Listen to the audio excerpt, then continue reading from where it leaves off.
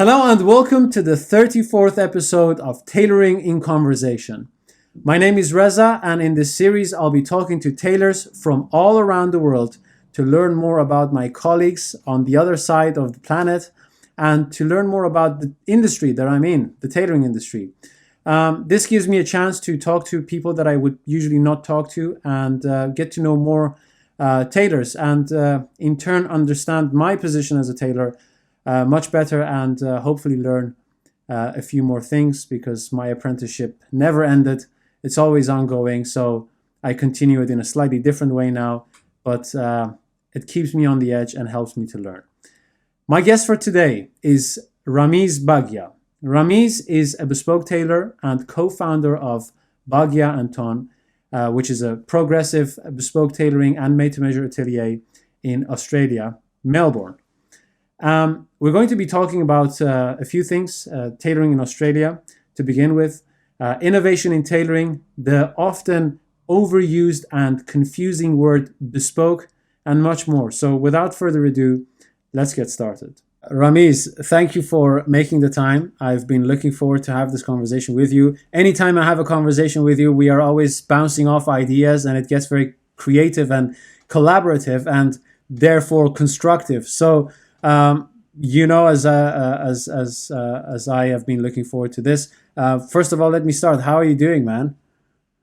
I'm doing very well. I just want to say thank you so much for having me on your show, Reza. I've been, listening very intently to all your conversations, and I think that it's amazing what you're doing. I think that we have to have these conversations for our industry to progress, and it's amazing that we are doing it at a time coming out of a pandemic. For a craft-oriented industry, I think that there isn't a better time. So no, that's hats off to you, man. That's great. And well, I'm really thank you for the compliments. You're most welcome. Thank you. So, but Rameez, we've spoken 2 years ago, and we were just talking a little bit, kind of like casually, about what you do and what I do and what you're planning to do and what I'm planning to do. But for the viewers now, after 2 years, who may not know you or be familiar with what you're planning to do.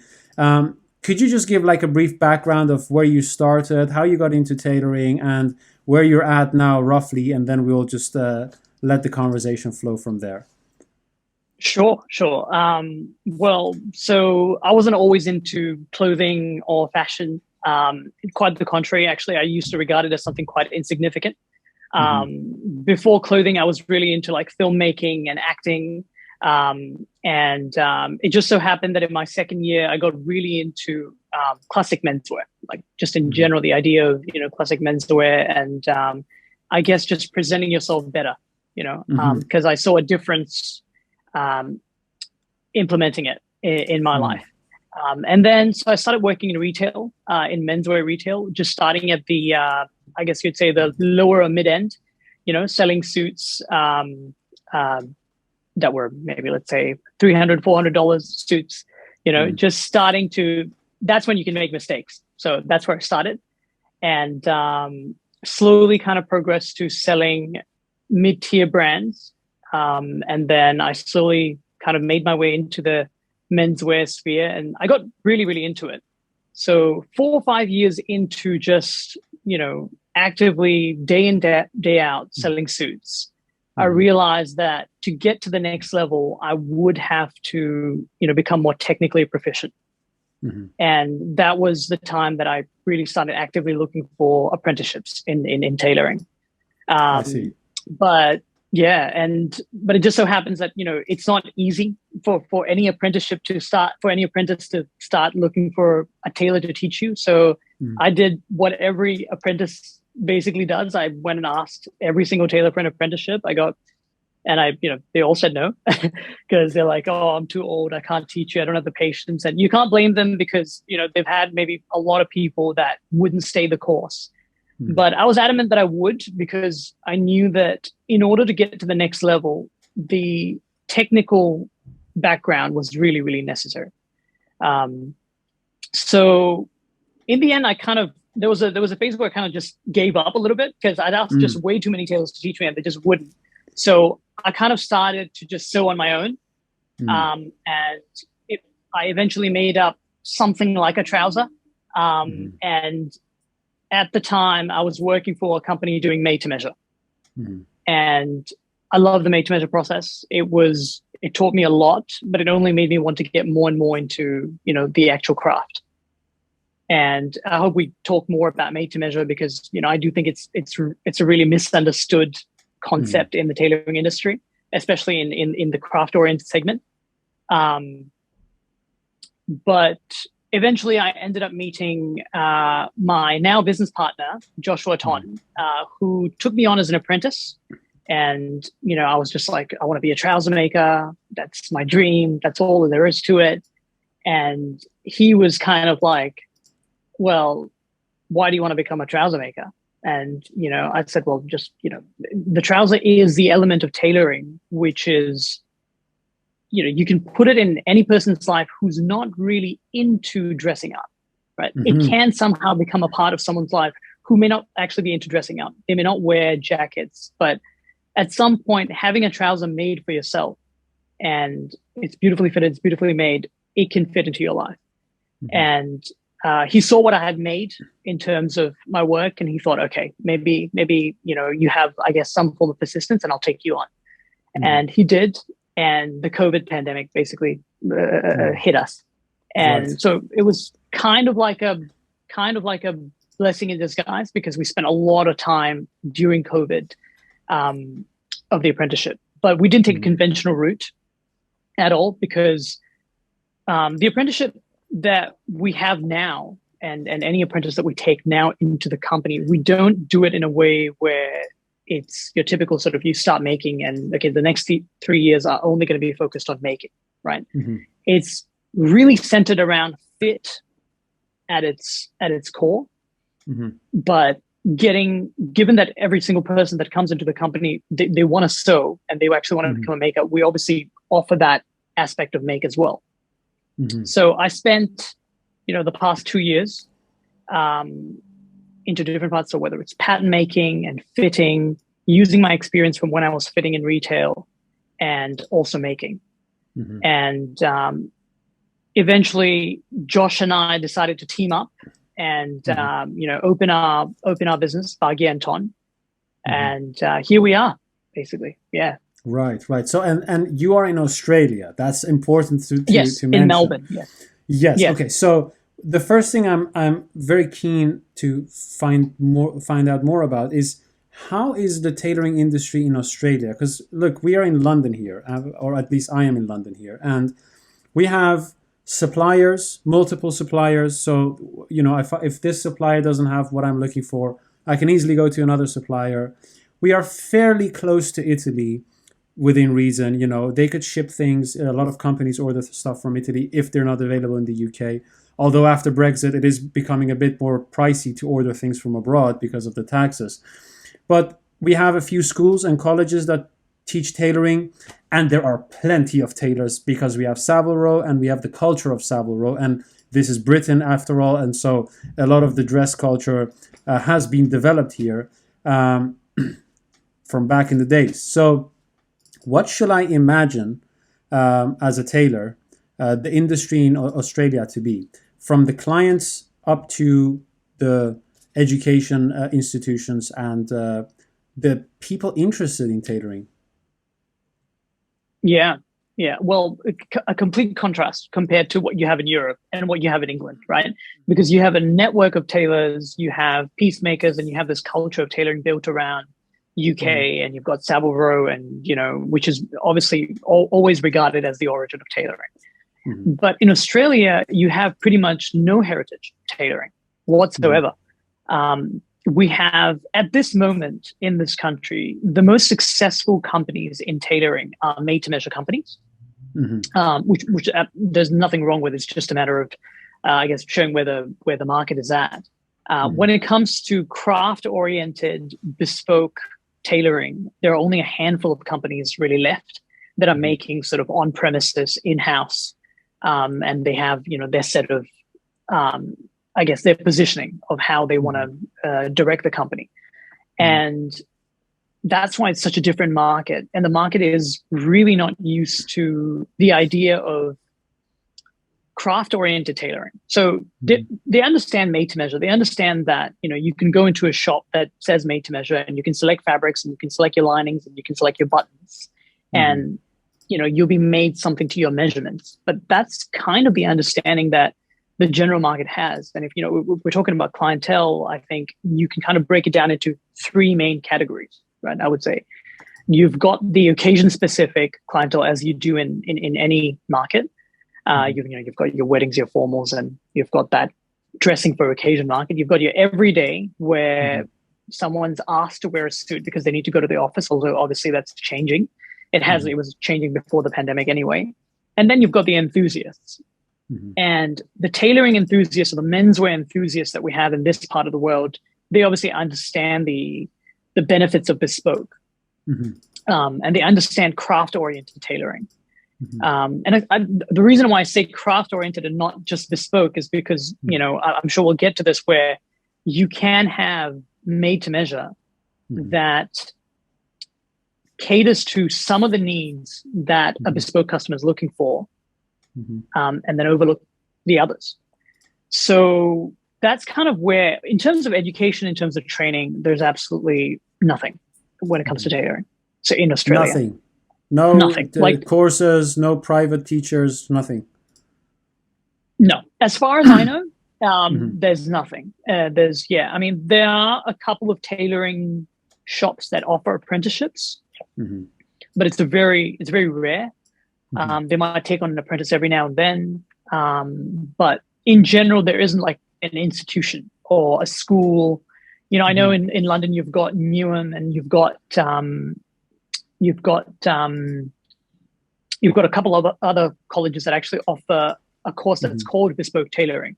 That would be like a wonder in Australia, because when I was in uni and I was in second year and I started taking on fashion electives, and I took on, Introduction to Pattern Making 1. And on the first day I was told that we kind of touch on tailoring in the second module.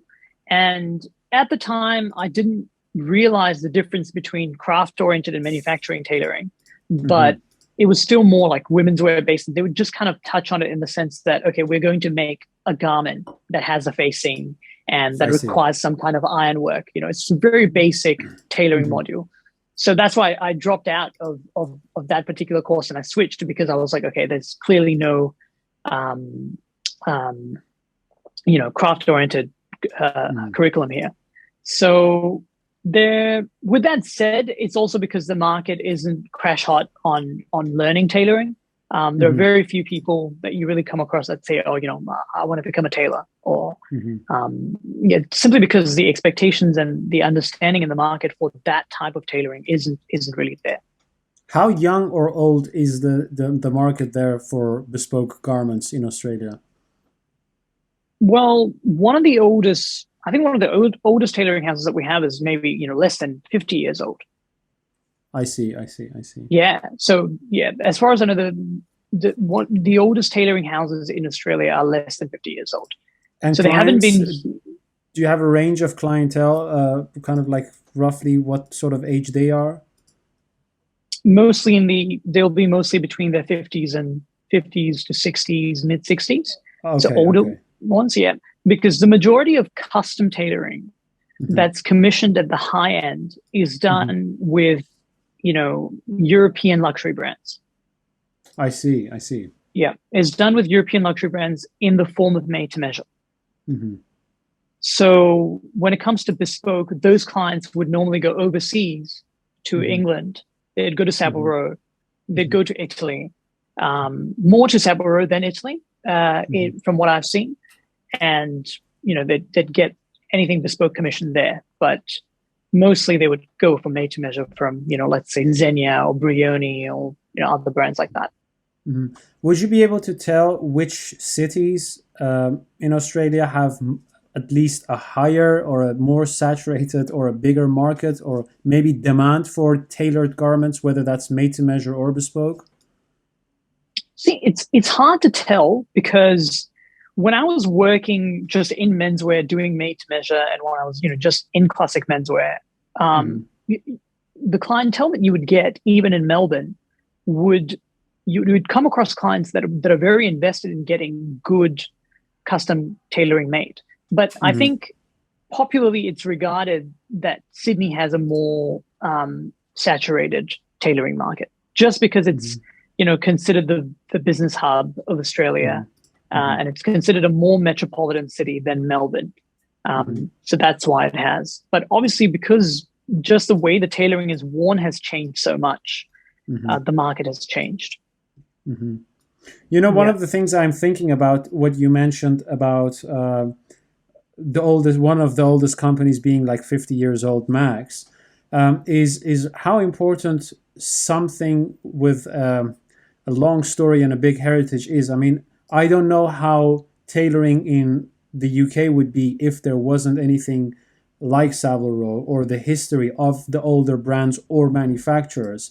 And so it makes me wonder, do you think that countries that don't have a rich history in tailoring, or they don't have many companies that have a rich history, will never be able to top the countries that do have? Because, I remember when I was in Savile Row, we used to have clients from all over the world. And those people could have had tailored garments in the countries where they were from, but they chose to come to Savile Row because when you buy something from Savile Row, or at least from London, that name is associated with a long list of people and historical events and brands, and it goes back to even the royal family and some traditions in the military.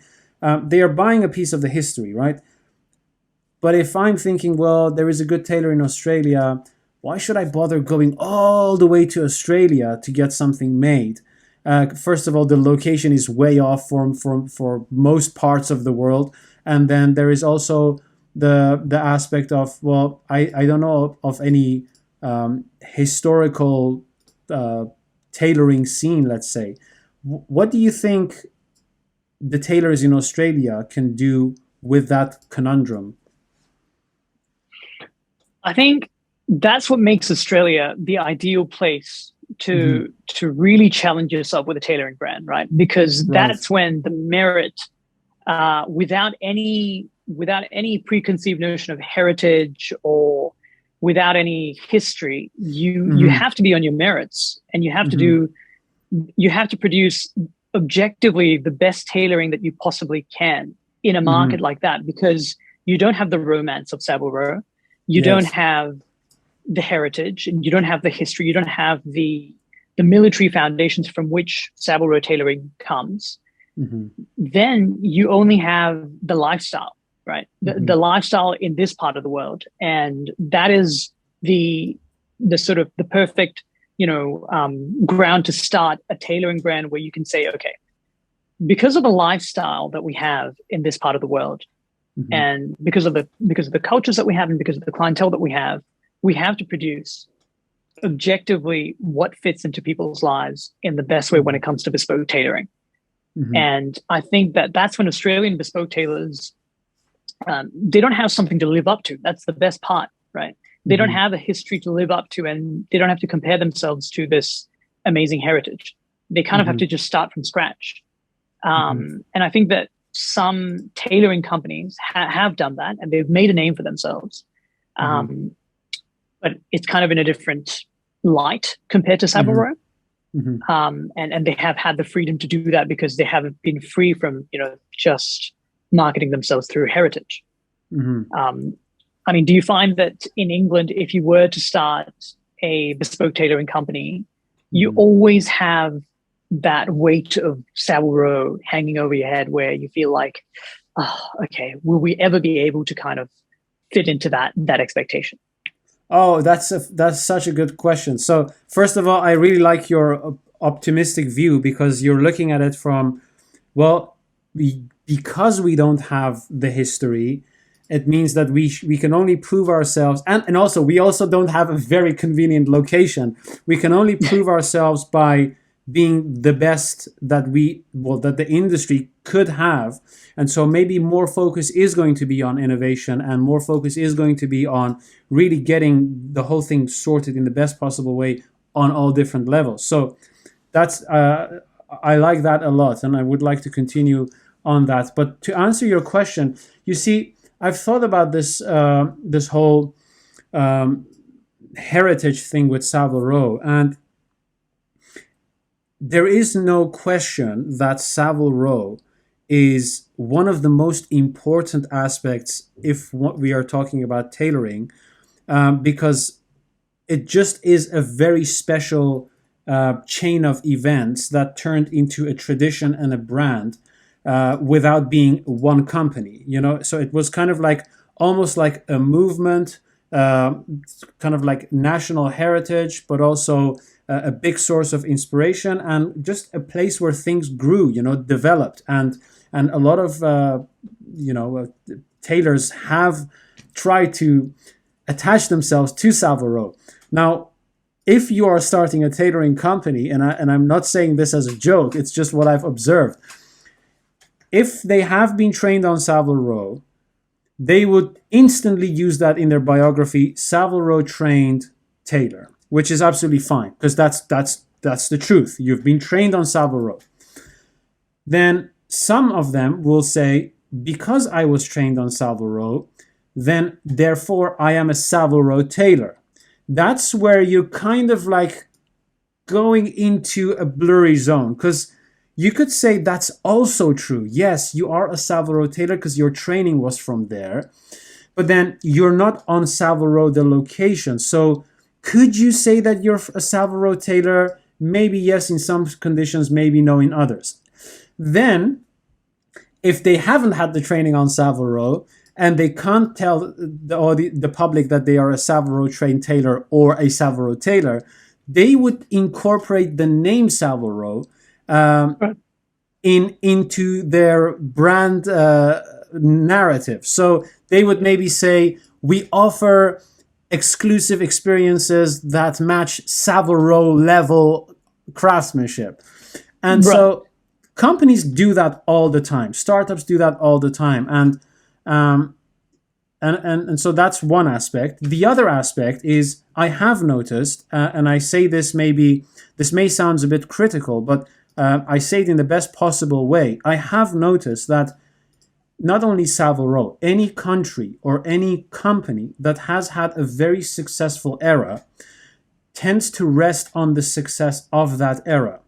And what I have seen happen on Savile Row in the last few years, and I'm by no means a 60-year-old person that has seen it all. I've only seen Savile Row in the short period of time that I was there, which was about 5 years, and that was during my apprenticeship.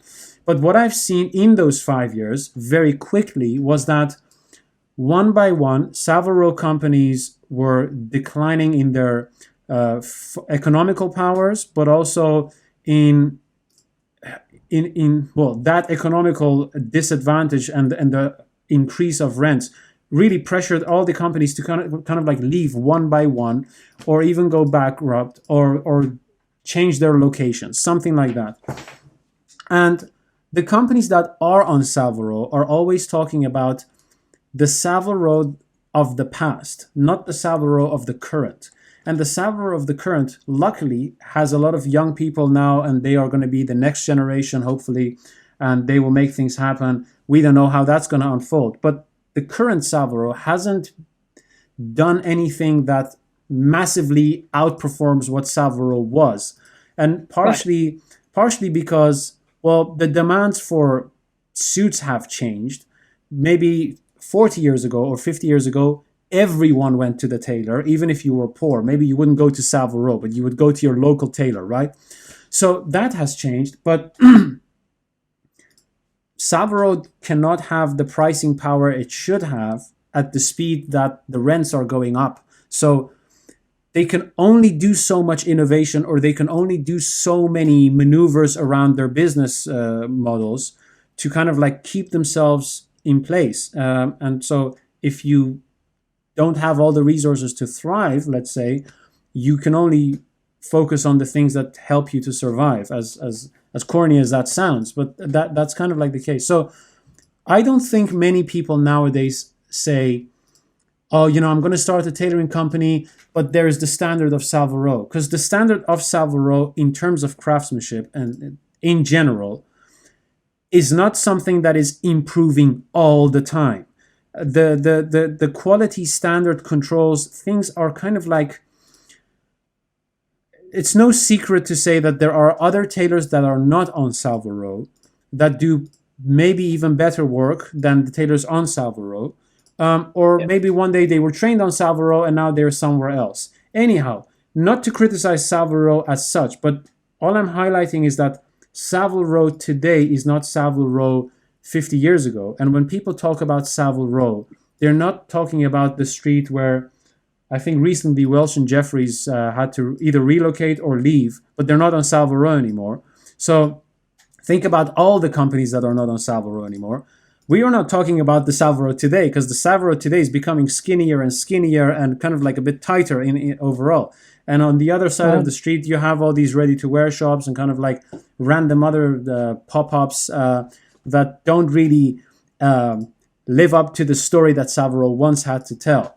So bringing that back to what you're saying, maybe the reason that Savile Row became or is in this situation that it's at now, or one of the reasons, because there are many factors, maybe one of the reasons is that it had a very good story. And when you have a very good story, it's a lot easier to just live on that old story and not feel the urgency, or at least the critical demand that maybe a country like Australia feels, to say, look, we don't have anything. Like, I mean, Holland was like that, the Netherlands. They didn't have land, they didn't have oil, they didn't have anything. So they said, let's just bring some sand on the sea and build a land, and then in like X amount of years, they are one of the most highly developed infrastructure companies that you can find, both on agriculture and in just, metropolitan infrastructure. So, because they didn't have it all. Whereas maybe, not to compare too many countries, but maybe a country in the Middle East like Iran, which has been floating on oil and all that wealth, or Venezuela for the same matter, they have all the wealth there is. They have a good story. They have a good long history, civilization, but that has perhaps prevented them to feel the urgency of really doing something absolutely great, looking forwards and not looking backwards. So, what do you think of what I just said? Do you think there is some sense to it? Yeah, well, I mean, I think that you're, as a tailor or as a tailoring house, as a made-to-measure shop, when you're producing, you're only as good as your last suit. You're only as good as your last jacket. You're only as good as your last trouser. And that is the only way that you can orient yourself toward the future, right? I mean, that's the only way that you can say, because if you're not open to learning from your last, of how you stuffed up your last suit or how well you did from your last suit, you're not able to improve. And attaching a name of a street, or, I mean, don't get me wrong, right? I've bought into the romance of, Savile Row. And of course, if it's the origin of, yeah, I have, right? When you first get into, as an enthusiast, you're like, oh my God, Savile Row, the mecca of tailoring and everything, right? I know. And, of course, I still respect it, but for different reasons. Like, for developing the infrastructure of tailoring, probably, yes. But when it comes to, as a technician, you have different views on it compared to how you did as a consumer, right? You look into different things. And I think that long term, it's not healthy for any industry to associate itself with heritage in a way where you just don't want to let go, and you kind of become like shackled by the idea of history and the significance of your heritage. At the end of the day, your product has to speak for yourself, speak for itself. And that's why you're only as good as your last order. And if the last order that a customer tried on outside of Savile Row in an Australian tailoring house, and he was more satisfied with it compared to what he had made on the road, then you're going to go, okay, what was it exactly? Let's break it down into all the variables that we can possibly break it down to, and let's assess it for what it really is. And when the consumer starts thinking like this, which I think they should now, because there's so much information available around tailoring, and there's so much content around tailoring, that you can make an informed decision Although I think that there's a lot of work to be done in that area in order to realign expectations. And expectations is really what it comes down to, because I think that we know after a certain time in tailoring that tailoring, half of it or maybe 40% of it is managing expectations, right? And it's to really understand and to be transparent about what you're offering when the customer walks in through the door. And you have to be able to communicate that very, very carefully. And it's a bit difficult in tailoring to start with because there are too many technical variables to consider for the customer that they may not be fully educated on. So, for example, when we look at content, just popular content that's out there in tailoring, and it normally surrounds around stylistic writing, right? Yes. And it's normally about, these are the 12 items that you need to have in your wardrobe. And, this is the way to tie a 4-in-hand knot for the 15th time, if you didn't already know. And so, I mean, that content has its place. It's never going to go out. Right? Obviously, it needs to make progresses because, we can't all just be reading how to, there's got to be like one amazing video on that teaches you how to tie a 4-in-hand, and you keep that in like your computer, and then like, let's move on to learning something else, right? But then the content needs to, what it needs to do now, I think it needs to start sort of creating and aligning expectations, right? And I think that, what we mentioned earlier, like with made to measure, it's one of the things that is really, really critical. So most of the articles, for example, that are written in popular journalism are in menswear that surround around made to measure and bespoke. They'll probably explain to you what is the difference between bespoke and made to measure. They're like 15 articles on it, right? And they always center around bespoke is completely handmade, and made to measure is, they won't really explain to you, like, is it machine made? Is it handmade? Is it partly machine made? Is it partly handmade? Is it hand finished? Is it hand assembled?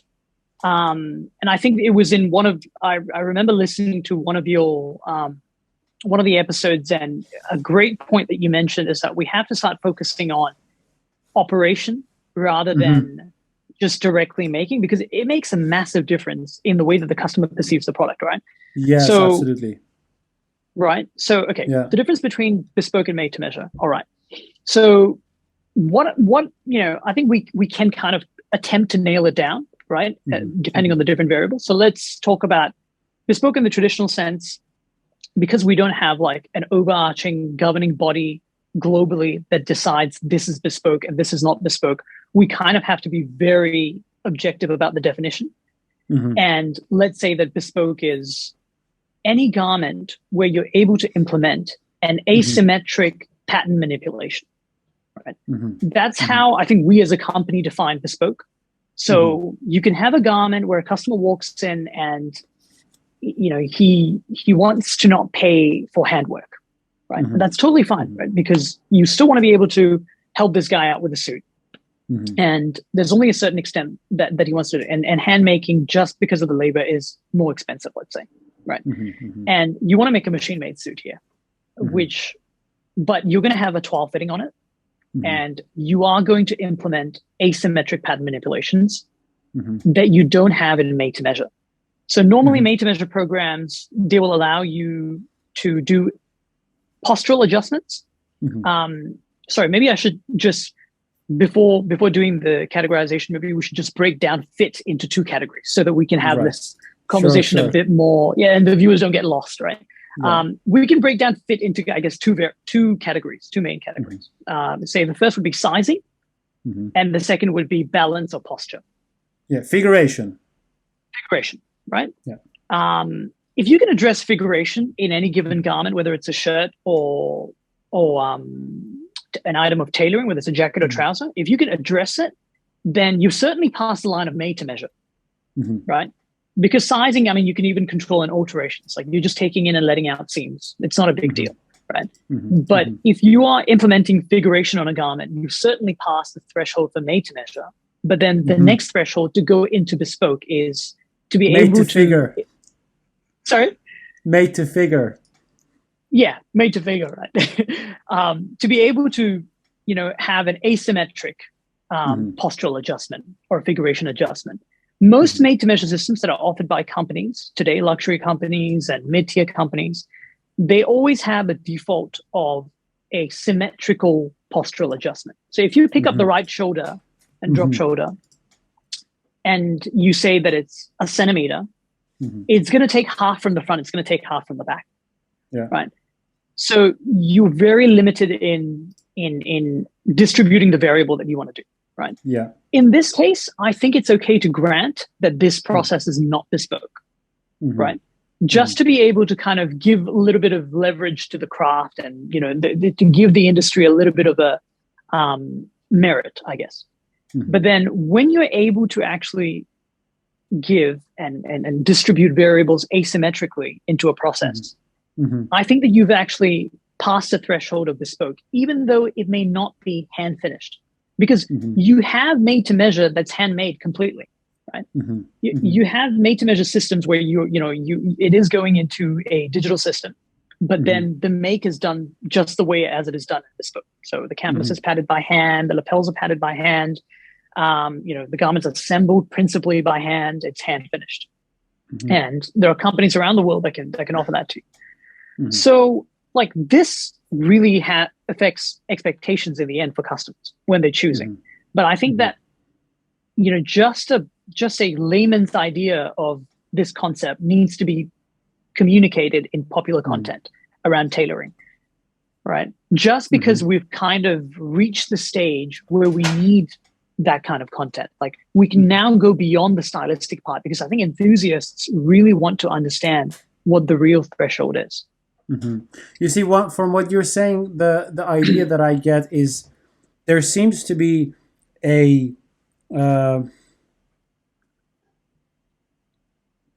some sort of an issue with the word bespoke itself, because it's not precise enough and everyone can have a different interpretation.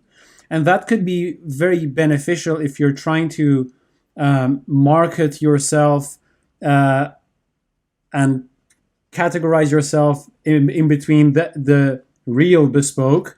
But it's very catastrophic if you are the real bespoke and someone else can just use that word without having to have the specifications and the standards that you are having as a true bespoke company. So maybe the distinction is really between whether it's made for the individual, even if that's made to measure or made to figure, as to say, because that technology is coming and it's going to become very precise, and then made to measure will become made to figure. And once that happens, I do believe that is going to be bespoke, because once you know how to nail the client's figure, and you can do that cheaply, you can make the garment in the factory, man, that is way too convenient of a deal to reject and say, no, I want to pay £5,000 more and have it really made by some artisan somewhere in the world. So maybe the distinction is really between whether something is handcrafted, whether that is for the individual or for the mass market, because you see, you can still handcraft ready-to-wear suits, right? Or it's just handcrafted for the masses, or it's machine-made for the individual, but that's still bespoke, in my opinion.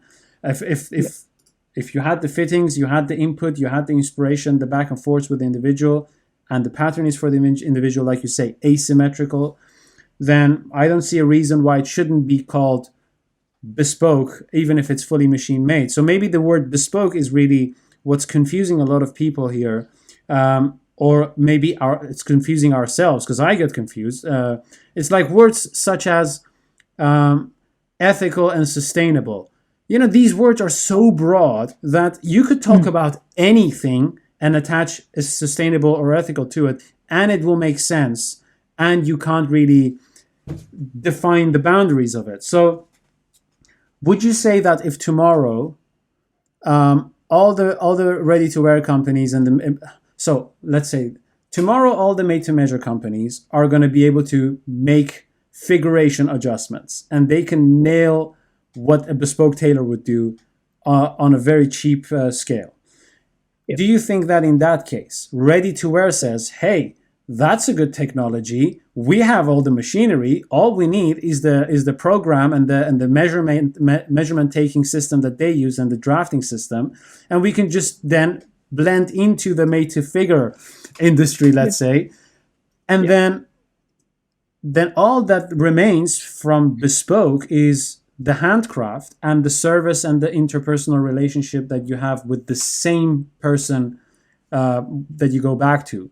And then in that case, the bespoke is not really about whether it's a nice fit per se, because if the made-to-figure companies can do that perfectly, then maybe you're going to the tailor for something else beyond fit and make even. What do you think about that?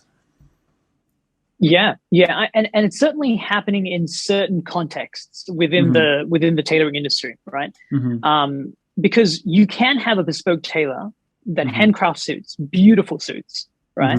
And has an experience of 25, 30 years, right? And he makes amazing bench-made suits, and the fit's not there, right? The asymmetrical distribution of variables is not there, right? Common faults that are not addressed by, because there are common faults that are not addressed by, let's say, the majority of tailors, right? And I think we can even name them, like the jacket front balance is something that's really not addressed by a lot of tailors. I wouldn't say all tailors, but it's not addressed by a lot of tailors, right? When you say it's not addressed, do you mean it's not talked about, or it's not actually corrected for during the fitting? Sorry, I should say it's not corrected to the fullest extent. I would say as in the fault itself is not corrected to the fullest extent. Right, I see. So with the jacket front balance, the fault the visual fault that you result in having is that the jacket always swings away from the person's body, right? And clearly the front balance has not been, maybe it's been picked up, but it hasn't been picked up to the extent to the client, right? And because now we're really exposed to the results of tailoring houses on Instagram and online, we can really see the results of how these garments turned out. Or when you even see the customers come from Italy or they come from the UK and they come wearing a jacket, and you see that the front balance most of the time. So that's a common fault that we've seen in our experience that hasn't been addressed, right? And there has to be some kind of omission of expectations here, that has become a common fault that you notice, right? And even though that was a bespoke garment, and even though it had 60, 70, sometimes people say 80 hours, it had invested in it, the fit wasn't addressed. And then there's the other one in the trouser, which is the excess from the back rise, right? That's mostly never addressed, or it's not addressed to the fullest extent. And that is another fault that tends to be overlooked. Does that mean that fault, because most customers that buy tailoring, even bespoke tailoring, even though they don't point it out to their tailor, let's say, hey, why haven't you picked that up yet? Why haven't you cleared that up yet, right? Clearly that means that those expectations have not been aligned or communicated to the customer, and they don't know what to look for. So we kind of almost have to create this problem in the minds of customers so that we can innovate and we can improve and address these faults. Yes, I agree. Right? So we have to introduce new expectations almost to be able to force ourselves to be able to, as we said, without any expectation of heritage, be able to be the best tailors that we possibly can be, right? So clearly made to measure, I would argue, that is one of the best adaptations of the bespoke process when it comes to the service blueprint, right? It's been the most streamlined form of bespoke techniques, at least when it comes to pattern manipulation, because the majority of made to measure is still machine made. So sure, we'll give it that, it's not handmade. But let's say you're addressing the faults of a customer in bespoke, and the faults are quite drastic, right? And you're making major pattern manipulations. And now you need hand making in order to be able to finish the product, right? There's a certain amount of ease that needs to go in the back shoulder that you simply can't do by machine, let's say, in this fabric. Now, does that mean that the made-to-measure process is not going to be able to address that fault? It depends on the made-to-measure process. Obviously, we would say the popular one in the machine, most likely not. I think that that's when Bespoke has an opportunity to win, but it really depends on the company, right? So if that particular aspect of the fit where it's been addressed by made-to-measure, and just that part where they needed to do the handwork in order to be able to guarantee that fit, because that does happen. We've done that. And the rest of the process, you took it over by machine and you had the control over that. You've still delivered a product that fits beautifully, or beautifully in relative to the customer's expectations, and managed to kind of not bastardize the trade. You know, not that I believe that you can bastardize the trade by machine making. I don't believe that's a thing. At the end of the day, look, we have to preserve the craft, right? That is something that we want to do. And in order to be able to do that, there has to be some form of scalability to do that. Right? Yes. Yeah. So what you're saying about ready-to-wear adopting this principle, I think that it's very likely, but I think it's going to take a lot of research. It's going to take a lot of data of different figurations across different regions, just because people grow differently in different areas of the world. And postural issues that directly impact fit in the specific creases that they result in, the common ones. There are some common ones that you can always pinpoint and say, okay, these ones are very common across the world and we always see it and we always tend to correct this. Those ones will really need our attention in order to be able to develop an ultimately better ready-to-wear product.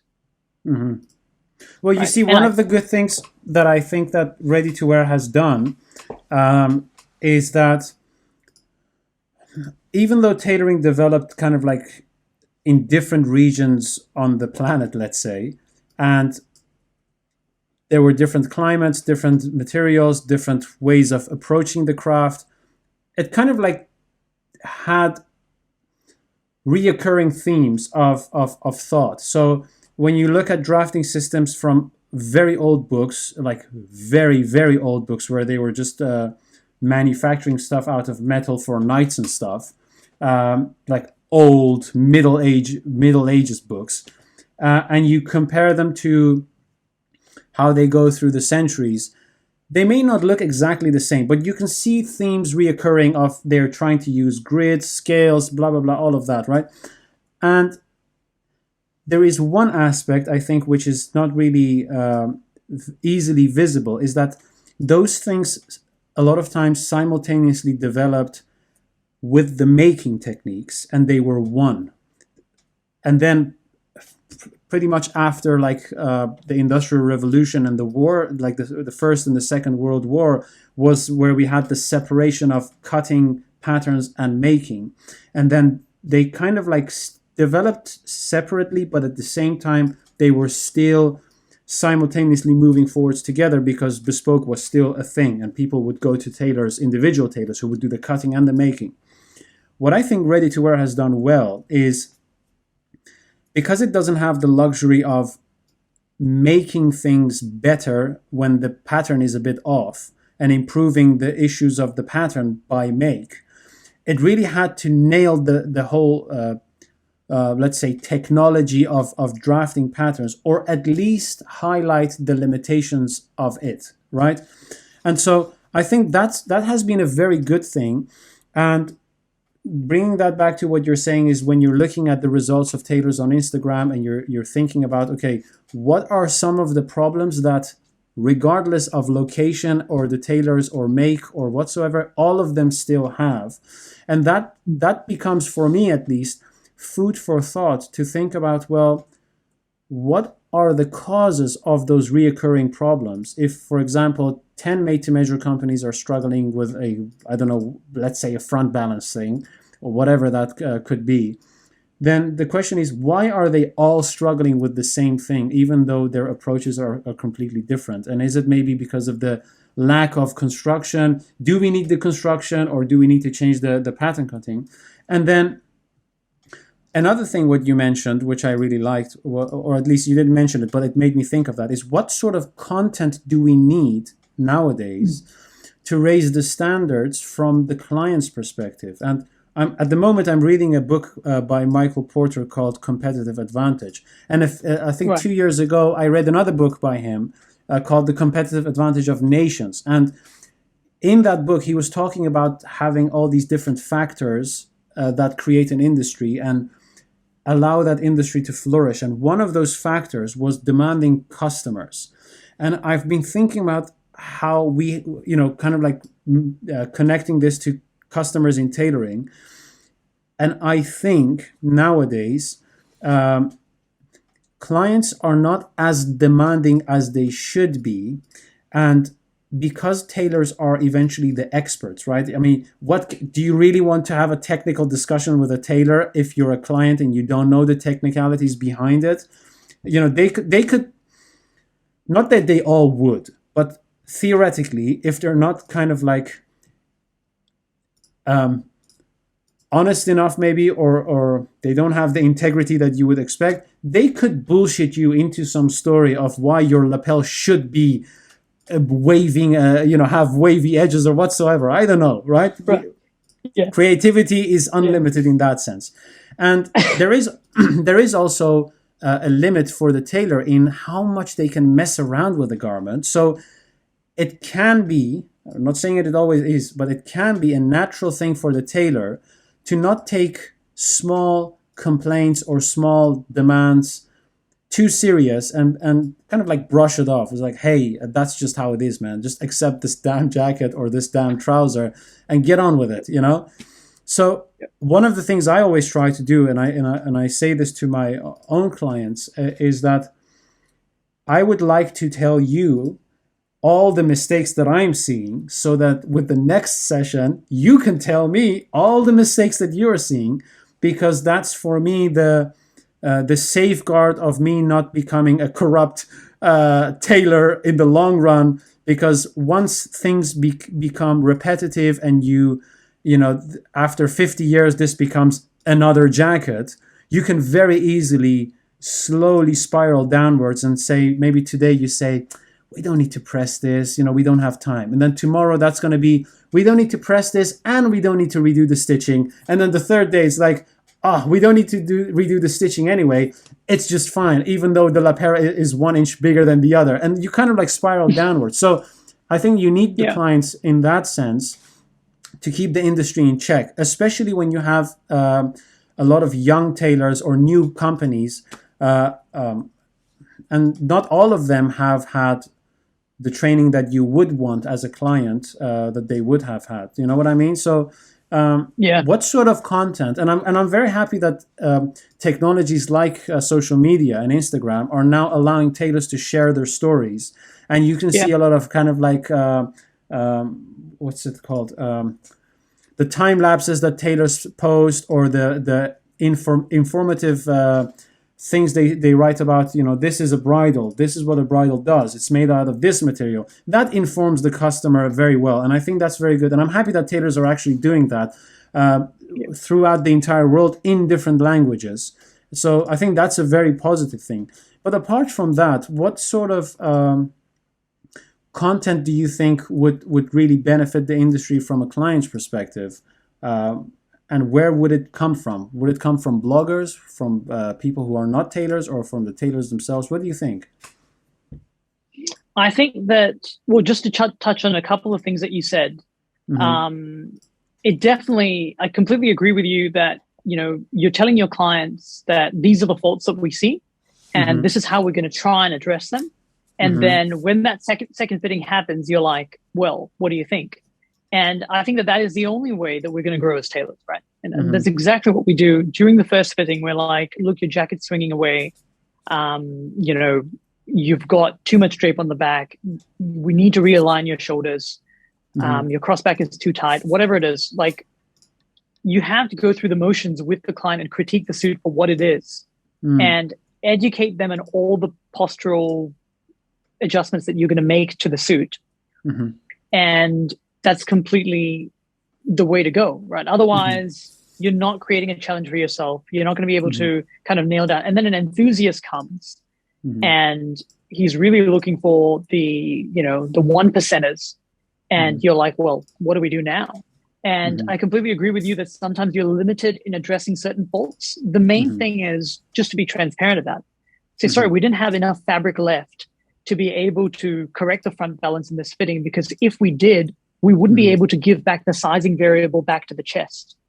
Or we couldn't straighten your front panel enough for this fitting because you'd be losing, we don't have enough fabric left to make the same lapel width that you wanted. These, I think that they just have to be communicated because, it's very unlikely that you're going to get that information from most tailors. And it's kind of a great way to just bring them back and to say, even though he may not have completely addressed that fault, but he made it known. And if fit is your foremost priority, and, talking about the cutting systems that you mentioned, you're right. Like the ready to wear pattern for tailoring is arguably the most complex pattern that you can really think about, because it has all the things that manufacturing cannot account for from bespoke, all the hand processes, all the stretching and shrinking. It has that accounted for in the pattern, right? And that is really advanced technology, and it's probably one of the biggest innovations that we've had in tailoring. Because if we really look at innovation, most of the innovation in the tailoring industry has been done by fabric companies, not tailoring companies. Right? So that's why the ready-to-wear pattern and the made-to-measure system is probably one of the biggest innovations that we actually have had. And having an element of craft in it is quite essential in order to kind of parallel with bespoke. Geez, I forgot what your question was, Reza. Forget about the question. The dialogue is going. I actually wanted to say something very interesting. Well, not something very interesting. Something that you said that I found was interesting was that tailors being transparent about their work, and if something is maybe slightly off, having the integrity to say, look, the reason why we couldn't do XYZ was because we didn't have enough fabric. Now, this could be because we didn't order enough fabric, or because during the fitting and the gap of 7 months that we didn't see you, you gained or lost so much weight that maybe the pattern fundamentally changed, and therefore, we could have ordered extra fabric, but then we would have charged you more, but we didn't want to do that. There's always things that you could say. Now, one thing I want to say about that is I do believe that in moments of tension, especially in professional settings, you can really create good friends, because that's really the point of testing, right? Like, what's your character made of? And however, you do need a lot of confidence to be able to say, look, I, as the professional who you paid, messed something up, and I'm telling you now this, right? I think that's the best thing, by the way, and that's kind of like, if this happens to me, that's the strategy I go for, because I can't do anything better than that. And if I lose them, then too bad for me. I'll have to make things better the next time. But I may also have the opportunity to then say, well, this is who I am. If things go wrong, I'll take it on me and I'll fix it. But then there is another side, which I have seen, where someone would say, I'm afraid that if I admit that as a professional who is being paid for this service, if I admit a mistake, that my cover has been blown, basically, and the client will leave me, and I really cannot afford any client to leave me because I need the money, because otherwise I can't continue my craft. And so I think maybe from those moments, people start to tell, well, they put up a little facade here and there, maybe very innocently, but then after 50 years of doing that repeatedly, or maybe even 10 years, that could really become a part of their work, where they're honest to their clients, but they're not honest all the way in ways that could enhance the relationship. So then I wonder, how does a young tailor, gain the confidence, and where does that confidence come from?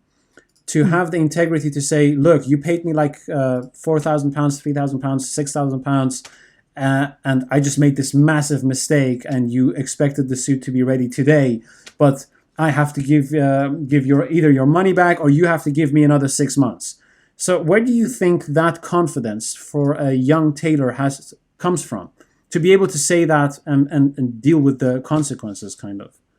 Because it's difficult, man. Wow. If you only have like 2 clients and you mess something up and you're just starting out, and you're like, should I just bullshit the client? Well, you don't think that, or you don't say that, but you're like, should I hide the fact that I made a mistake and come up with some excuse and maybe get away with it? Or should I just say, hey, I've been an idiot. I hope you give me another chance, kind of thing. Where does that confidence come from, you think? Wow, that's a really good question. And the confidence to be honest with your customer just has to come from, I think, well, it's not a very simple answer, but I think it needs to come from how much you believe in your product ultimately, right? If you believe in the service that you're delivering day in, day out, and you trust that you can get to a technically accurate outcome when it comes to fit, when it comes to make, and you realize that you've stuffed up a certain variable. Now, let's say this is something that the customer can, visibly see. Then you have to be, if you don't have the confidence to come in, you're going to have to create the confidence to come out and say it. Because I think the worst thing that you can do in that situation is to bullshit somehow, because definitely like that client's never coming back. Especially if you're involved in making something that's so technically rich, like Bespoke, and, the hours that you spend with the client, they're so extensive, right? Yeah. Then I think that there's certainly no point. You have to be able to find that confidence somehow. The alternative is to lie, which I guess is a pretty human impulse, but you are going to have to fight that, I guess. With young tailors, I think that's the challenge, right? I mean, I'm very fortunate that even as a young tailor, I have the guidance of my mentor within the company. That if there is a problem that I cannot solve, I will have his assistance. You know what I mean? And if there is a problem that he can't solve, right, then we all are going to have to sit down in the workroom and figure this out. Yes. Right? And if it's not like a tangible solution that you can provide into your product, then you're just going to have to be transparent. At least that's what we consider to be a good product. Is when you're just transparent and you say, sorry, we couldn't fix this fault because, we didn't account for this much inlay for this particular garment, and we just can't attach another piece of fabric in this garment because the seam is going to be too visible, so on and so forth, whatever reason you have. If you're able to just communicate, mostly, at least in my experience, selling tailoring, customers are pretty understanding, So I think that's the way to go. You're just going to have to cultivate the honesty. Yeah. And I have to say, kind of also, sorry, please continue. Well, I just thought about, you were saying that what is the kind of content that the guys, journalists are supposed to create when it comes to tailoring. I think that one of the catchphrases that I can think of on the top of my head in tailoring that people use, for example, to differentiate Bespoke and made to measure is the pattern is made from scratch. So in Bespoke, the pattern is made from scratch, right? It's like in made to measure, we use a template. Well, technically, if you're really going to get down to the bottom of it, right? A Bespoke pattern doesn't matter what cutting system you use, right? Yeah. When you first draft it, it is a block pattern. Before you make any postural figuration adjustments on it, it is a block pattern. It has set sizing. You haven't allocated, or maybe you have throughout the process of drafting, you've allocated the sizing differently, right? But the bar obviously can't be that low for Bespoke, right? Because even in allocating different sizing, so let's say you haven't touched posture at all, but you're only touching sizing. And because of the posture, because, just a simple example of the chest being too narrow and the back being too big, you've just allocated more sizing. In that moment, you have done something different to the block pattern. But before that, it is still a default template. And most okay, maybe I shouldn't say most, but I would say that, a lot of tailoring is made from a block pattern, which is, there's nothing wrong with it, because Yes. that's why we have the fitting, right? Mm-hmm. That's why we have the fitting. That's why we have 2, 3, 4 fittings if you need it, right? Mm-hmm. And you're going to correct the posture while you're in it, right? Mm-hmm. It's just different ways of getting to the same outcome. So when in popular menswear journalism, you see that the pattern's always made from scratch and bespoke, and that's the benefit, and that's why you're paying $4,000 more. Well, we've kind of lost the customers, where the customer's expectations are going now, because even in made to measure, the first piece that you get, and made to measure patterns, by the way, they're edited a lot by the companies, right? Yes. They're not set to, they're actually not set to your 46. So the 46 master garment that you put on a customer is normally not the 46 that you get off the rack, right? Which means that the garment itself is not out of a default template. There have been conservative changes made to that master garment, to that pattern, in order to make consequent changes a little bit easier. Yes. So now we have completely expectations that aren't unaligned, and your first baseline expectation when you're going for bespoke is a pattern's being made from scratch for me. Well, a pattern can be made from scratch for you. It can still be a block pattern, and you can't address all the posture, and you're still going to be resulting with a block pattern when you're going home. You could be having... Well, it's a block pattern drafted from scratch. Yeah, it's a block pattern. Right, okay. So you can score a point there and kind of, do the delivery like that. Well played. Yeah. That's good. You got me. Yeah. Well, you think what you're saying reminds me of the dilemma of marketing and advertisement in bespoke tailoring, from the time where ready to wear started to kind of like take over, and bespoke tailors were thinking, okay, if this is going to take over and everyone is going to do ready to wear and it's way cheaper and everyone likes the buzz and all these colorful fabrics and you can have it instantly today and all the convenience, what story do we need to create to remain relevant? Okay, and honestly that's a very difficult problem for the bespoke tailors of that era, where the transition of ready to wear is not really obvious what it's going to do to tailors, because maybe it could have been wiping out all the tailors, and they would all be irrelevant. Luckily that didn't happen, fortunately. And so they managed to create a story whereby the emphasis was put on the pattern is made for you, everything is done by hand, there are thousands of stitches there, this is you need years of experience to make a good suit. So they bring out all the truths that one does need to create a handcrafted bespoke suit. But then every story needs an update, because values change, demands change, and some things just become irrelevant. And it's similar to tradition, right? Tradition is really good and necessary for humans to just function, if and tradition doesn't necessarily need to be some sort of a you can see marriage as tradition, or the fact that you visit your relatives during a festive period, that's tradition.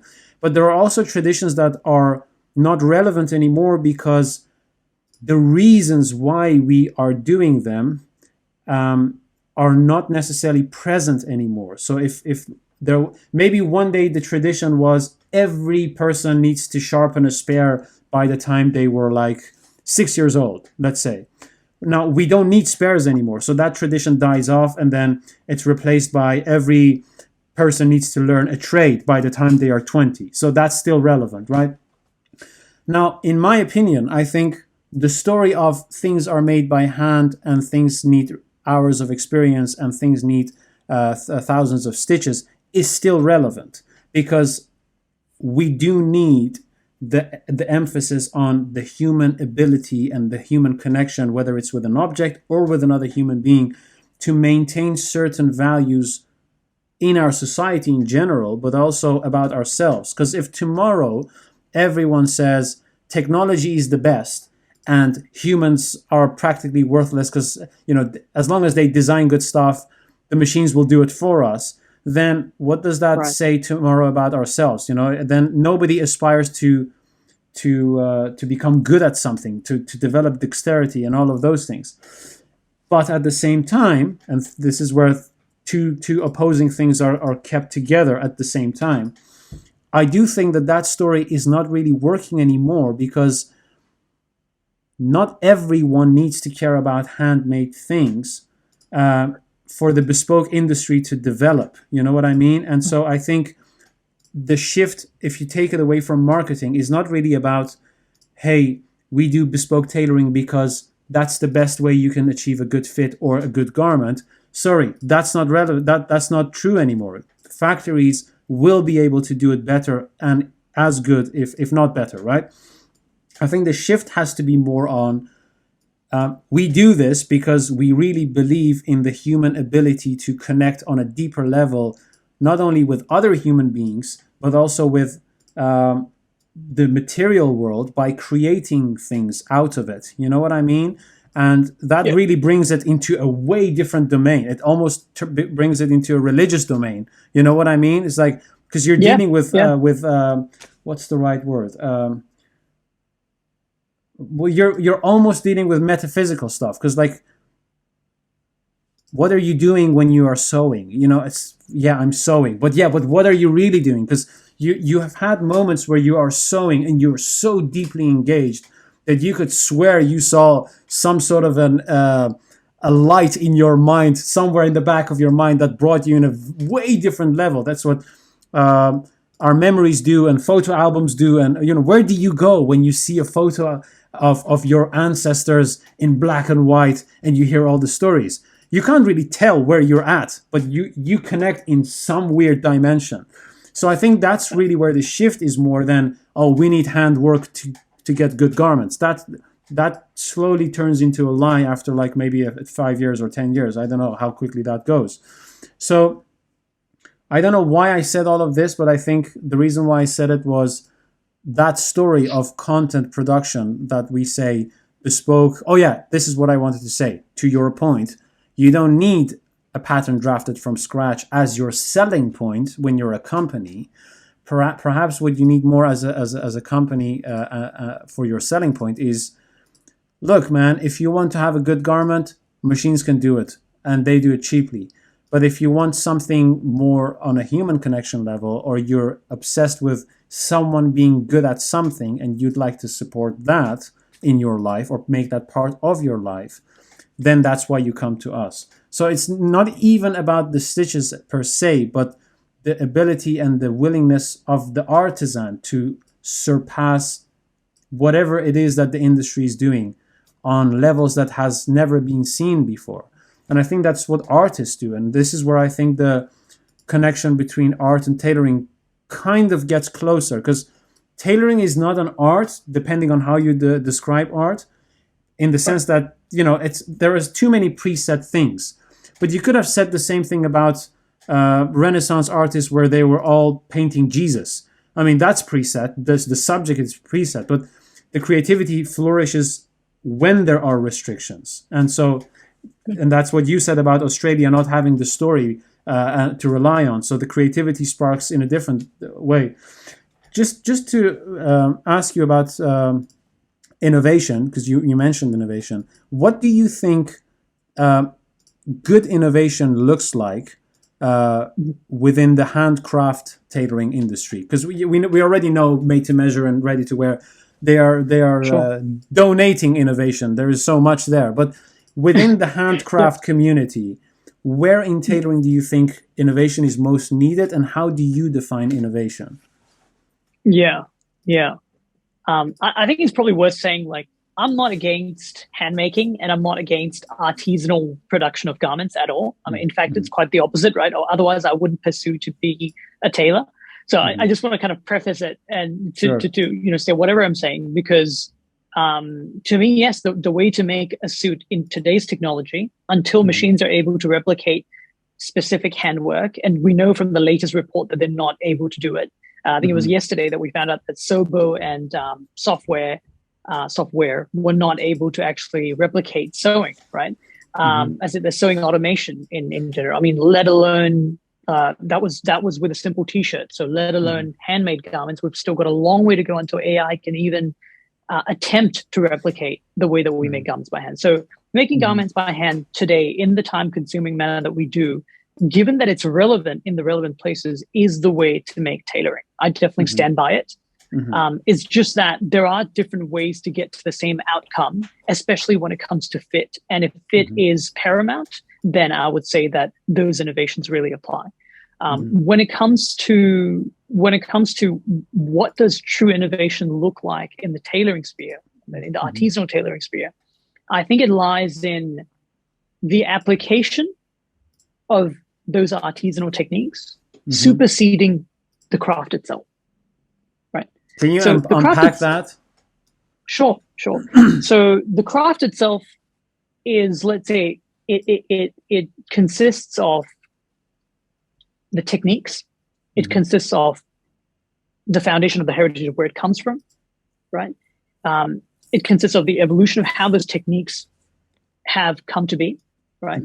But given that scalability is a critical factor, right, in today's age, and we want to get the craft or the impact of the craft to as many customers as possible, we have to focus on the application of that craft. So I think an example that we really believe in is pattern manipulation, right? So pattern manipulation being a technique from bespoke tailoring, right? Meaning addressing an individual's posture through fittings or through one fitting, or when you're drafting, or even when you're making to accommodate that pattern change that you've made.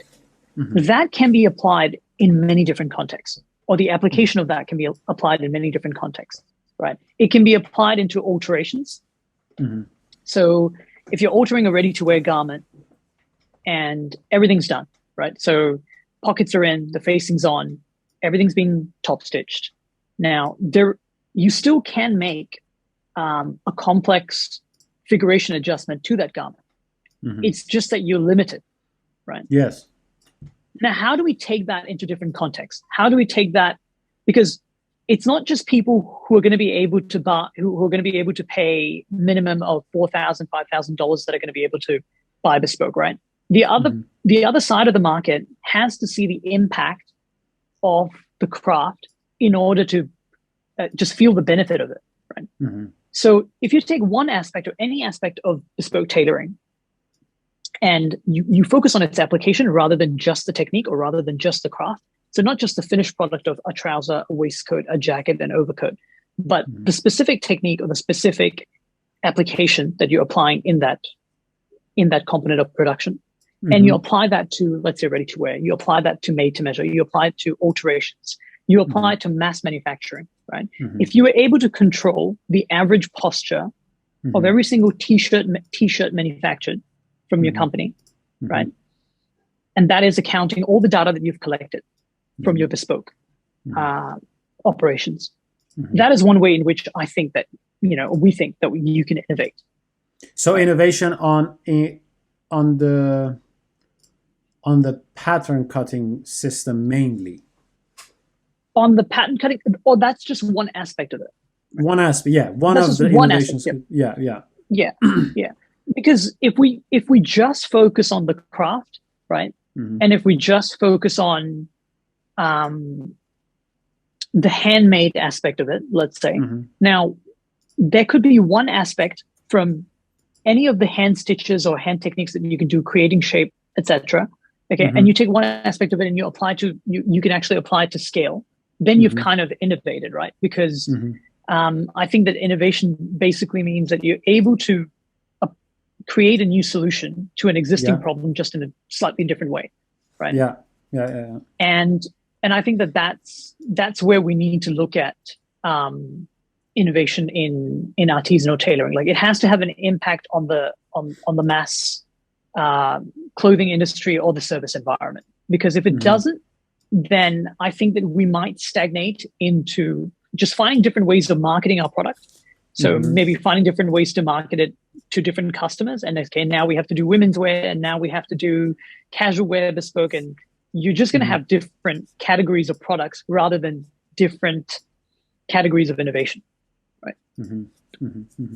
I see. Yeah. Do you think that innovation also, um, well, let me phrase this differently. Who do you think has the capacity to innovate more? A company with a very talented workforce, um, that is driven, that is young, dynamic, but doesn't have a lot of cash, or a company that has a lot of cash but doesn't have the same young, dynamic, maybe workforce, but is kind of like forced to innovate because of their risk margins, or simply because they want to boost their profit margins and therefore lower cost. And so they perhaps invest in, like they invest formally in innovation, whereas the other just is by, hey, what did you do? Hey, what do you? How do you do this? How do you do that? Which one do you think would have a better chance of coming up with really continuous innovation, like an innovative culture, let's say? I think the company with the most amount of cash just needs to get in touch with that bunch from the Yeah. independent brand and buy them out, really. Right, right, right. Because yeah, I guess it really depends on the workforce that you have, right? Mm-hmm. So let's say you have a small scale tailoring company, Mm-hmm. and you have 4 employees, or you have four Mm-hmm. people within the company. Mm-hmm. And every single person, before they join the company, the prerequisite is that they're technically proficient in some way or form. Mm-hmm. Okay. Mm-hmm. I think that company has the best likelihood of actually contributing in terms of innovation. So Mm-hmm. if the bigger company, that whenever they hire a person, they say, okay, you're going to have to go through this like training program. It doesn't matter Mm-hmm. if you don't want to be a tailor. You don't have to become a maker, but we're Mm-hmm. going to put you through this training program where you're going to learn about pattern manipulation. You're going to learn Mm-hmm. about alterations. And yes, at some point, you're going to have to learn some form of construction or alteration. You're going to have to work with your hands, Mm-hmm. because I think that it's really necessary for you to be able to understand it at a technical scale, right? Mm-hmm. I think that company has a likely chance. But look, this is just a guess. Like, Mm-hmm. this is just what we're attempting to do, right? Mm-hmm. Where, we're 4 people now, right? And every single person that's in the company is working with their hands on a daily Mm-hmm. basis, right? But then they're not trained the conventional way, right? Mm-hmm. It's not just like, okay, you come in the next 5 years, you're going to focus on making the jacket. But the Mm-hmm. next 3 years, you're going to focus on making the trouser. Mm-hmm. Look, today you're going to be doing pattern making. Tomorrow you're going to be changing a fitting. Okay, Mm-hmm. we'll give you all the assistance that you need. Okay, Mm-hmm. I think a well-rounded skill set can certainly facilitate the kind of innovation that you're suggesting. Mm-hmm. But what do you think? Which company is has a better chance? Well, I think they would have different types of innovations, right? So I think the company that does have the money and has the large investments, they perhaps come up with innovations that where you really need large capital for, and it's mainly for the masses. Whereas the innovation that is happening in small places uh, may be radically different. So it's not just small improvements. Because if you're a big company, you have to be really entrepreneurial to say, hey, let's invest 60 million in this one machine that is going to change our entire production line. So we have to readjust everything else. But in the long run, 20 years from now, we're going to be reaping some benefits. You know what I mean? You have to really be believing in that 100%. So I think bigger companies come up with innovations that are in increments, small steps with a big pocket. You know what I mean? Whereas smaller companies, being more flexible, or at least um, having the ability to move forwards with guerrilla tactics, they could say, "Hey, let's just radically do something else." And if it doesn't work, we'll just jump right back to what we did. But it's not going to cost us much. It's just it requires creativity in a more intense and extreme sense. So I'm fairly optimistic, I have to say, about innovation nowadays, where I wasn't that much because um, I didn't really understand what made innovation happen, although I don't really fully understand it now yet. But I think what I've learned is that you don't necessarily need a person or a company that is obsessed with innovation to have innovation. I think, for example, what you said early on in the conversation, the fact that Australia doesn't have Savile Row is already a reason to become innovative. And the fact that there is something like Instagram or even TikTok, or TikTok maybe less, but Instagram for sure, where it allows you to put on a video of 1 minute or a longer video and you do a time lapse with a small caption telling what you're doing. That is already a factor that once it's happening on scale and worldwide in all different languages, I think that contributes to people say like, hey, I saw this cool video. Let me see what I can do, you know? And people are competitive at some level, you know, good people who are really willing to improve and are willing to let go of what they have learned and maybe explore new territory. Those are curious and competitive people in a good sense, not competitive as in like, oh, I want to see everyone fail. Not in that sense, but let me do better, you know? And I think those factors that we have today will automatically push for innovation. So many tailors, at least what I know, are starting their own companies. They're young, they have full of energy, they are pissed off about some things that they want to fix. Let's see how they fix it. They have new ways of looking at the world, which maybe not that new, but it's new enough for this industry. And I think we have mediums to share what the world is doing. I can talk to you now, and just out of our conversation, I learned certain new things. And if I do this 100 times and I share this with the world, then I'm benefiting from it. Others who are watching are benefiting from it, and automatically people will come up with new ideas, and the demands will be it. So I don't know how clients are going to be 10 years from now, 20 years from now, with this new generation of tailors. You know, the clients we have are very different than the clients maybe our teachers and tutors and their tutors had. So because culture changes and work culture changes and all of that. So I guess we'll see how that goes. I'd like to cover one more thing before we wrap up, and that is, what are you doing at the moment? Because you're in the process of developing a company with your partner, Baggia Ton, and that's the name of the company. And so could you give an explanation of what your vision is for the company, where you'd like to take it, and where in the process you're at now? Sure. Well, with Baggia Ton, it's, you know, as I said, it's the four of us. And what we're doing at the moment is we have been taking orders for the past year or so. Coming out of the pandemic, it's been a completely different world, especially in Melbourne, where, you know, the lockdown has just been, you know, the longest lockdown in the world. And what we're focused on at the moment, because we actually have an offshoot where what we do is we have a business called Final Fitting. And what we do is we offer alterations, specialized alterations to all luxury ready-to-wear brands. And we train their staff at the same time.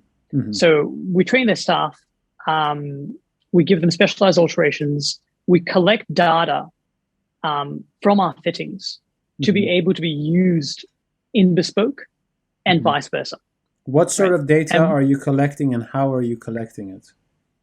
Well, what we do is whenever we fit someone, we take photos of the faults, right? And we're just trying to build a bank of faults that we can see, right? And these are just problems for us to basically try and address every single time we have fitting, and to learn from it, and to be able to train anybody that, you know, in the future might come into the company, to be able to learn how to fit properly, to be able to really learn pattern manipulation, because I think that that's what we're focused on most is fit, you know, because we do want to be able to address or serve customers that are not looking for handmade garments. You know, they might be looking for something a little bit more accessible, right? But the benefit that we always want them to leave with is fit, right? And so all the data that we get from every single time that we fit is used and we want to be able to just use that data to have a bigger impact, I think, on the industry, on the clothing industry in general, apart from just tailoring. But having an impact on the service environment is something that's really, really key. So, you and I were having conversations about bespoke tailoring, and we're having conversations about made to measure, and we're talking about hand making, handcrafting garments, changing patterns. Now, the average customer that walks into a store that is really famous for selling suits, right? They have to somehow feel the impact of this work that's being done by a narrow group of people. Right? And the only way they do that is if the data that we get from this is actually applied into training the staff, right? So that they can fit better and they can do the best that they can in the limitations that they have. And that's why ultimately the ready-to-wear experience of buying a suit has to be 10 times better than what it is now for all companies, regardless of just us. So it's not just about like, okay, we have to fit the next client and we have to get the best possible fit and get them to be really educated in the technical sense. But we have to have an impact on the wider industry and just the general way in which your average tailoring salesperson actually serves a customer, right? So that's where we're at the moment. That's where, we've been chipping away at. And we hope that we can achieve this impact. And yeah, do you feel that you've been ready for starting your own company and going through all the challenges you're going now? Do you have moments that you think like, yeah, they're difficult, but I knew that I was ready? Or are you being surprised by the challenges that are thrown at you and you're like, I didn't know that I had to fix this problem. You know what I mean? Well, yeah, absolutely. That definitely happens, right? Because we offer made to measure services for the clients for the companies, and we help them fit the made to measure clients that they have. And we're doing fittings for them. Every now and then you'll get a very difficult body type, right? And you will be stumped, and I will be stumped, and I have to ask for assistance, right? And that is where the learning grows, essentially. So yeah, it absolutely happens, and I think that if I didn't have the proper guidance, the proper apprenticeship, it would be very difficult for me to attempt to solve advanced issues, right? But given that we have the guidance, it's good, and because we actually have the experience, you get to see it in real time, and every day is a new challenge. Like every day you learn something new about a fit, because a new body will always surprise you, right? And if it's not about the specific change that you're making on the pattern, it's probably going to be the consequent change, because I think that we probably know that it's not the first action that you do on the fit. So it's not the first rotation, it's what results after that. After you've made that major figuration change, how do you give back all the variables that were there to begin with, right? And how do you account for that when you're personally making the garments as a company? Yeah. So that's where the learning growth really is for any young tailor that hopefully, if we're able to grow, joins the company, including myself. So yeah. Okay. All right. Shall we do a speed round and then wrap it up? Sure. Let's do All it. right. You ready? Yeah. Okay. Yes. Most influential person. Joshua Ton. Joshua Ton. Okay. Favorite film director. Tarantino. The most difficult thing in tailoring. Patience. If you could make 3 changes to the industry right now, whether it's Australia or worldwide, what 3 things would you change or introduce? Culture would be the number one. Number 2 would be culture as well. Yeah, I'm surprised we didn't cover that. Yeah, so yeah, culture, definitely. Yeah. The third thing, geez, I can't think on my feet right now. 3 changes that I could make. If you could describe culture in one word, what would that be? um, Or one sentence? let's stop playing gotcha games. Okay. Okay. Bespoke.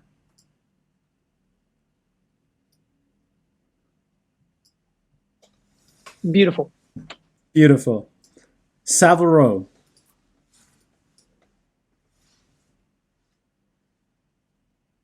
Impressive. Impressive. The best thing about trousers. Trousers. Trousers. Yeah. Heritage. Tired. Tired, you said? Yeah, like the idea of it is just kind of tired. Like, I see. I didn't want to say boring because maybe it's too much of a overstatement, but I think the idea of heritage is just a bit tired. Like, I think we need to move on from just marketing heritage and kind of just compete, with a product on its merits. I see. I see. Okay. Last but not least, Rameez Baggia. Work in progress. Work in progress. Okay. My friend, thank you very much. It's been a lovely conversation. I've been enjoying it a lot. I've been learning a lot. And thank you for making the time. Really appreciate it. Thank you so much, Reza, for the opportunity. I really appreciate it. And undoubtedly, I learned a lot as well. So I look forward to the next time we chat. Pleasure is all mine. And that was Rameez. I hope you liked the conversation. And I'm actually very curious to find out what you thought of the topics that we discussed. These are topics that circulate in our minds as we're working or we hear people talk about them. And I'd like to know what you think. So if you like to see more of Rameez, you can check the links to his Instagram in the description of this video. And if you have any thoughts or questions or comments, please let us know. And I hope to see you again in the next episode. Until then, bye-bye.